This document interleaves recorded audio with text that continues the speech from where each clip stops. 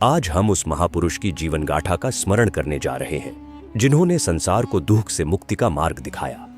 वे करुणा के सागर, शांति के प्रतीक और ज्ञान के प्रकाश स्तंभ हैं, भगवान गौतम बुद्ध। यह कथा किसी कल्पना की नहीं बल्कि उसी परंपरा और घटनाक्रम पर आधारित है जिसे शास्त्रों और प्रचलित मान्यताओं ने युगों से संजोकर रखा है।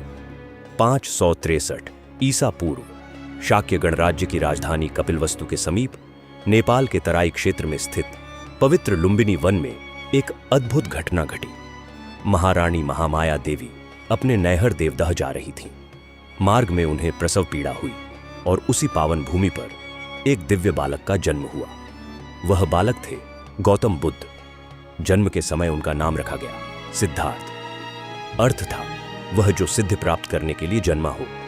उनके पिता थे शाक्य कुल के क्षत्रिय राजा शुद्धोधन और माता थी महामाया जो कोलिय वंश से थी।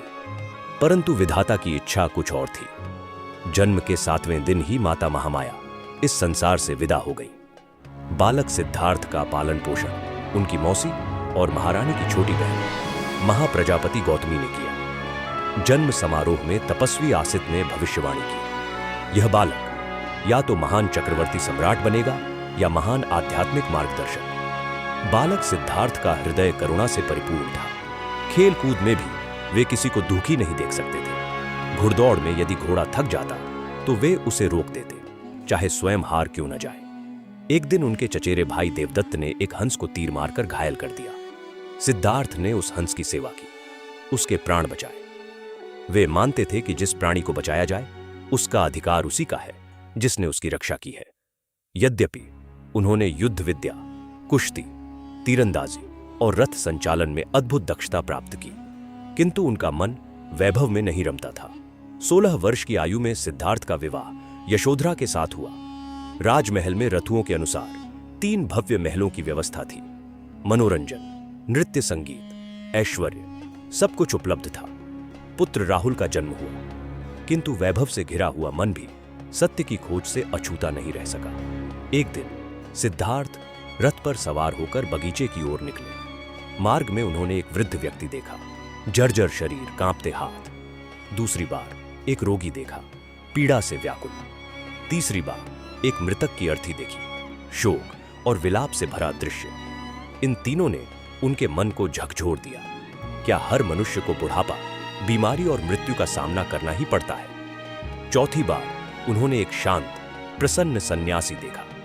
संसार के बंधनों से मुक्त वह व्यक्तित्व उन्हें आकर्षित कर गया। उसी क्षण सिद्धार्थ के भीतर वैराग्य का दीप जल उठा।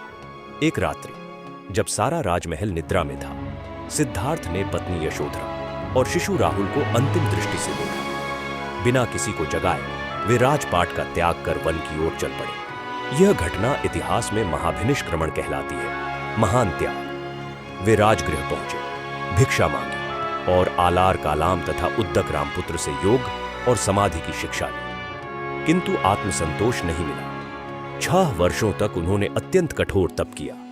तिल चावल तक सीमित आहार, फिर पूर्ण उपवास। शरीर सूखकर अस्थि पंजर बन गया। एक दिन कुछ स्त्रियों का गीत उनके कानों में पड़ा। वीणा के तार न बहुत ढीले हों न अत्यधिक कसे। तभी उन्हें बोध हुआ, अति किसी भी मार्ग में उचित नहीं, मध्यम मार्ग ही सत्य का मार्ग है। वैशाख पूर्णिमा की पावन रात्रि, निरंजना नदी के तट पर पीपल वृक्ष के नीचे सिद्धार्थ ध्यानस्थ हुए। ग्राम वधू सुजाता ने उन्हें खीर अर्पित की। उपवास टूटने के बाद वे स्थिर चित्त होकर साधना में लीन हुए। रात्रि के अंतिम प्रहर में उन्हें सत्य का बोध हुआ। अज्ञान का अंधकार मिट गया। सिद्धार्थ अब बुद्ध हो चुके थे, जागृत पुरुष। जिस वृक्ष के नीचे यह घटना घटी वह बोधि वृक्ष कहलाया और वह स्थल बोध गया। ज्ञान प्राप्ति के बाद भगवान बुद्ध 4 सप्ताह तक बोधि वृक्ष के नीचे ही रहे। वे उस सत्य का मनन करते रहे जो उन्हें प्राप्त हुआ था। उनके भीतर करुणा का अथाह स्रोत उमड़ रहा था। वे जानते थे कि जो बोध उन्हें मिला है वह केवल उनके लिए नहीं, समस्त मानवता के लिए है। उनके हृदय में यह भावना प्रबल हुई कि संसार दुख में डूबा है और यदि उन्हें दुख से मुक्ति का मार्ग झात हुआ है तो उसे जगत तक पहुंचाना ही उनका कर्तव्य है। आषाढ़ पूर्णिमा के दिन भगवान बुद्ध काशी के समीप मृगदाव पहुंचे, जिसे आज सारनाथ के नाम से जाना जाता है। वहीं उन्होंने अपने 5 पूर्व साथियों को प्रथम उपदेश दिया। यह उपदेश इतिहास में धर्मचक्र प्रवर्तन के रूप में प्रसिद्ध हुआ। उन्होंने उन्हें बताया कि जीवन दुख से परिपूर्ण है, परंतु यह दुख अटल नहीं है, उसका कारण है और उसका निवारण भी संभव है। उनके वचनों में न तो भय था, न कठोरता, केवल सत्य और करुणा थी। 5 मित्र उनके शिष्य बने और यहीं से बौद्ध संघ का प्रारंभ हुआ। भगवान बुद्ध ने जो सत्य प्रकट किए वे अत्यंत सरल किंतु गहरे थे। पहला, यह संसार दुखमय है। जन्म, जरा, रोग और मृत्यु ये सभी अनुभव मनुष्य को पीड़ा देते हैं। दूसरा, इस दुख का कारण है तृष्णा, आसक्ति और अज्ञान ही दुख की जड़ है। तीसरा, दुख का निवारण संभव है। यदि कारण मिटे तो परिणाम भी मिट जाता है। चौथा, निवारण का एक मार्ग है जिसे अष्टांग मार्ग कहा गया। यह मार्ग किसी अंधविश्वास पर आधारित नहीं, बल्कि जीवन की शुद्धता और जागरूकता पर आधारित है। सम्यक दृष्टि, जीवन को सत्य रूप में देखना। सम्यक संकल्प, मन में पवित्र भाव रखना। सम्यक वचन, सत्य और हितकारी वाणी बोलना। सम्यक कर्म, अहिंसक और धर्मयुक्त आचरण करना। सम्यक जीविका, ऐसा जीवनयापन जो किसी को हानि न पहुंचाए। सम्यक प्रयास, निरंतर आत्मशुद्धि का प्रयास। सम्यक स्मृति, सजगता और आत्म जागरूकता। सम्यक समाधि, चित्त की स्थिरता और अंततः निर्वाण की प्राप्ति।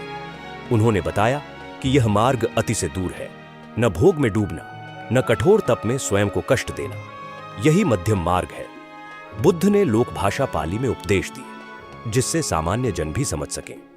उनके उपदेशों की सरलता ने जन जन को आकर्षित किया। राजा महाराजा भी उनके शिष्य बने। उनके पिता शुद्धोधन और पुत्र राहुल ने भी बौद्ध धर्म की दीक्षा ली। महाप्रजापति गौतमी को सर्वप्रथम संघ में प्रवेश मिला। बाद में स्त्रियों को भी संघ में स्थान दिया गया। आनंद उनके प्रिय शिष्य थे।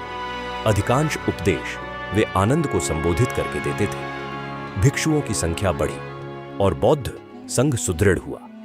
बुद्ध ने अपने शिष्यों को देश विदेश में भेजा, बहुजन हिताय, बहुजन सुखाय की भावना से। समय के साथ सम्राट अशोक जैसे राजाओं ने भी इस धर्म के प्रचार में महत्वपूर्ण भूमिका निभाई। भारत से निकलकर यह धर्म चीन, जापान, कोरिया, श्रीलंका, थाईलैंड और अन्य देशों तक पहुंचा। पाली परंपरा के अनुसार 80 वर्ष की आयु में बुद्ध ने संकेत दिया कि अब उनका शरीर अधिक समय तक नहीं रहेगा। उन्होंने अपना अंतिम भोजन कुंडा नामक एक लोहार के यहां ग्रहण किया। भोजन के पश्चात वे अस्वस्थ हो गए। उन्होंने अपने प्रिय शिष्य आनंद को समझाया कि कुंडा को दोषी न ठहराया जाए। वह भोजन श्रद्धा से अर्पित किया गया था। अंततः उन्होंने शांति से परिनिर्वाण ग्रहण किया। उनका शरीर पंचतत्व में विलीन हुआ, परंतु उनका संदेश अमर हो गया। प्रिय श्रोतागण, भगवान बुद्ध की कथा हमें सिखाती है जीवन में दुख है, परंतु हम उसके दास नहीं हैं। अज्ञान से ज्ञान की ओर बढ़ना संभव है। अहिंसा, करुणा और सत्य ही स्थायी शांति देते हैं। अति किसी भी मार्ग में उचित नहीं, संतुलन ही समाधान है। त्याग का अर्थ पलायन नहीं, बल्कि सत्य की खोज है। सच्ची विजय दूसरों को हराने में नहीं, स्वयं को समझने में है। जब मन शांत होता है तब संसार भी शांत प्रतीत होता है। जब करुणा जागती है तब द्वेष स्वतः समाप्त हो जाता है। यही थी भगवान गौतम बुद्ध की पावन जीवन गाथा, जन्म से महापरिनिर्वाण तक। यदि यह कथा आपके हृदय को स्पर्श करे तो इसे अपने जीवन में उतारने का प्रयास करें, क्योंकि सच्चा श्रद्धांजलि शब्दों से नहीं, आचरण से दी जाती है। ओम शांति।